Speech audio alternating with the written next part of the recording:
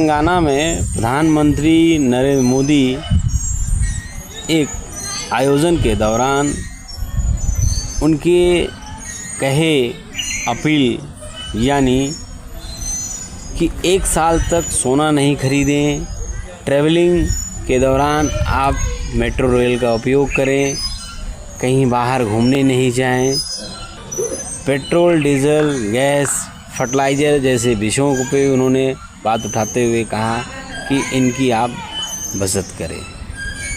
अब social media पर बहस छिड़ गई। एक तरफ जहां बहस इस बात को लेकर है कि कहीं हम आगामी समय में किसी युद्ध जैसे संकट से तो नहीं घिर रहे हैं,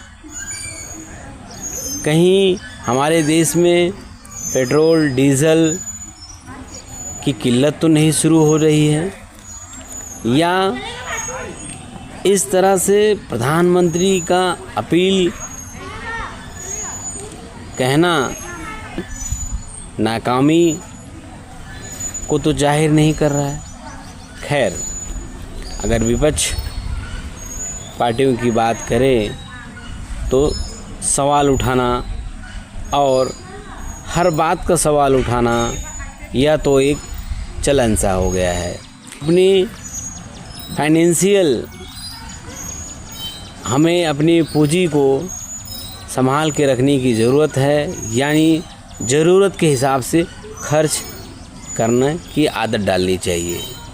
क्योंकि कई बार अगर हम जिन चीज़ों का हमारे पास पर्याप्त संग्रह नहीं है, उन चीज़ों की किल्लत भी हो सकती है, तो इन कर रहे हैं, तो यह पहल उनकी तरफ से किस तरह से देखा जा रहा है? क्या वह भी तमाम रैली, तमाम आयोजन, कॉन्वे में वाहनों का काफ़िला, इन सभी मुद्दों पे भी सबसे पहले वो शुरुआत कर रहे हैं कि सिर्फ उपदेश दिया जा रहा है।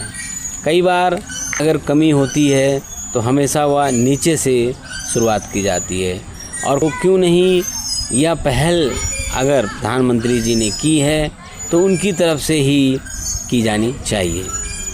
हालांकि अभिव्यक्ति की आज़ादी में यह भी बात सही है कि अगर बचत की बात उठी है तो यह बचत सिर्फ जनता से ही नहीं बल्कि सरकारी विभागों में भी देखी जानी चाहिए।